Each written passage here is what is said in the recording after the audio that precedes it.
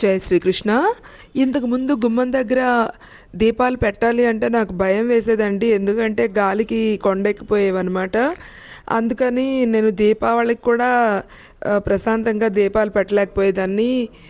అయితే ఇప్పుడు కార్తీక మాసం కదా, రోజు ఇంటి ముందు దీపాలు వెలిగిస్తే బాగుంటుంది అని చెప్పి ఆలోచిస్తే నాకు ఈ ఐడియా వచ్చిందనమాట. గాజుతో చేసి ఉన్నాయి కదా చిమ్నీలు, అవి కొన్నానమాట. ఇదిగోండి ఇంట్లో కూడా పెట్టాను.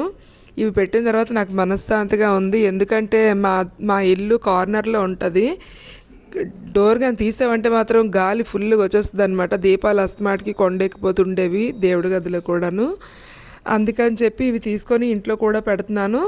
ఇప్పుడు డోర్స్ అన్నీ తీసినా ఎంత గాలి వేసినా దీపాలు మాత్రం కొండెక్కువ అనమాట. ఇంతకుముందు అస్తమాటికి అలా దీపాలు కొండెక్కిపోతుంటే నాకు మనసు అంతా పాడైపోతుండేది. ఇప్పుడు ప్రశాంతంగా ఉన్నాను నేను. చూడండి ఎంత చక్కగా ఉన్నాయో. కొంచెం కూడా ఎంత గాలి వేసినా సరే కొంచెం కూడా అదరవ కూడాను. చాలా హ్యాపీగా ఉంది. మీరు కూడా తీసుకుంటే తీసుకోండి. 70 రూపీస్కి వచ్చింది నాకు ఒకటి కూడాను. ఒకటి 70 రూపీస్ అంటే దాన్ని బట్టి చూసుకొని తీసుకోండి.